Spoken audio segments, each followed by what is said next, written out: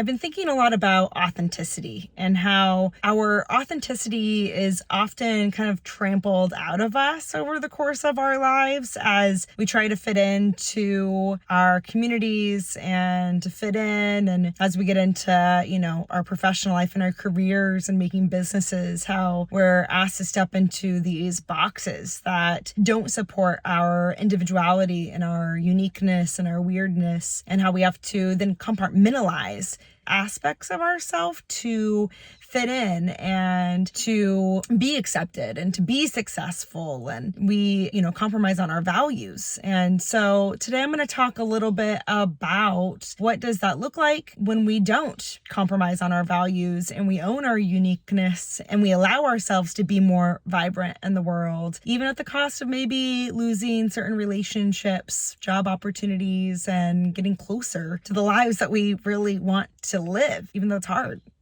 Sacrifice has to happen. But those sacrifices, it's like we are coming into ourself, we are coming into our truth, we're coming into our personal authenticity so that we can shine that on other people and remind the world that there is a different way to go through this planetary experience. So stay tuned and let's dive in.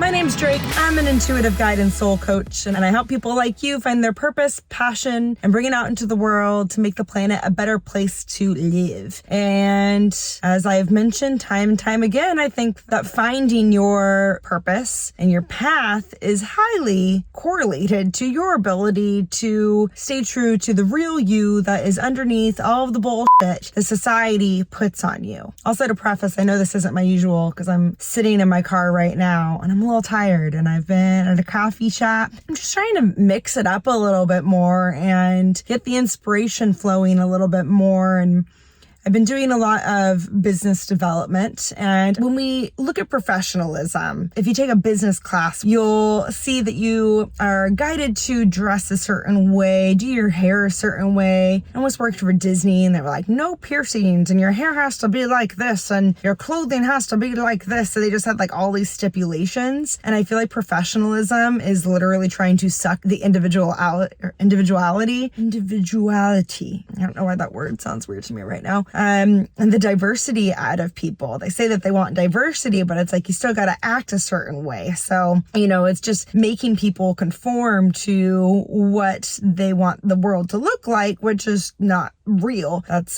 capitalism. It's colonialism. And in pursuing our unique individual path, it should leave room for more eccentric ways of expressing ourselves, whether that be our style, our communication, the types of activities that we do. And as we do that and we come into the world, I think that we make the world a little bit more colorful, a little bit more creative. Oftentimes when I'm driving around and I see all of the cars and the buildings, they're all the same color. All the cars on this block, I see black, I see white, I see gray. That's pretty much it. Is that maroon? It's like a dark maroon. It's basically black. So there's not a lot of diversity in colors that we see in the day-to-day when we leave our homes. The houses I see, gray, like a navy blue, light blue, white with a light blue garage, blue, white. Does this neighborhood have a theme? Wow. Like there's just no diversity to the color of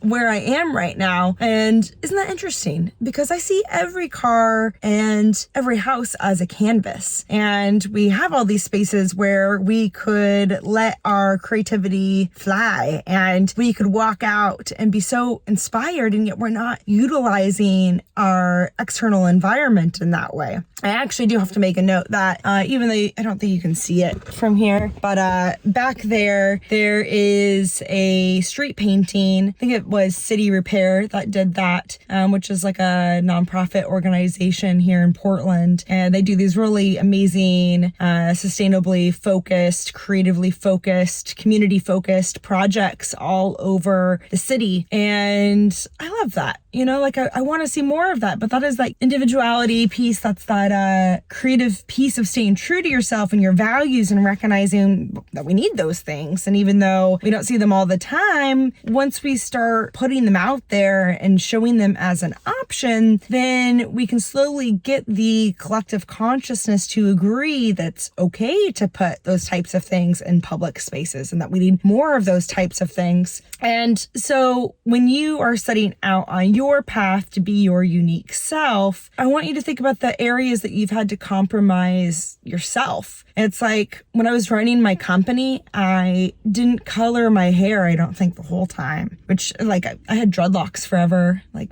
most of my 20s, and then I cut my hair off eventually and then colored my hair. But then when I started the business, I chopped my hair off again and pretty much just had like regularly colored hair. I think I had some blonde in it, but I just wanted to look professional for my clients because I had a feeling, I had this thought, this expectation of myself that I fit into those people's worldviews. And at the time, doing ecological landscaping, I'm working with people in suburbia and urbanites that, maybe aren't used to somebody with brightly colored hair, or, even my piercings felt like a little bit insecure for me, or my tattoos of like, is this okay that I show up into the world like this, being this person? It's not professional. It doesn't fucking matter, like it is my goal. It is my job in life to show up and be a professional in the ways that really make sense, that are really important, like treating people well, like being integral and authentic, and making sure that I pay people well or charge affordable rates. Those are all really important things to me. It's really important that I am sustainable with the products I use and that I treat the environment well. That is how I'm professional. I like to speak well to people. I actually really like good grammar too in my emails. So, there's like certain things about my professionalism that I have drawn my own lines of like, how far am I willing to go into the world of professionalism and doing it for myself, not for other people, and knowing that the right people are going to be attracted to me. And if they're not, they don't like the way I do things, it doesn't matter. There are billions of people on this planet. They don't like what I offer. There is somebody else out there that can fill that niche for them. It does not have to be me. So think about that. What areas have you compromised yourself in? And if you could break free, if you could do things a little bit more the way that you want to do them, how would you be living your life differently? How would you be building your career differently? How would your relationships look? Because as a conscious creator, as you realize, again, I talk about this often, but all of our beliefs are just made up. Like all of them. Like our society told us these things, our family members, our community members, our friends. We have been normalized and conditioned to behaving in a certain way and looking a certain way. And it's going to be really fun as more of us break free and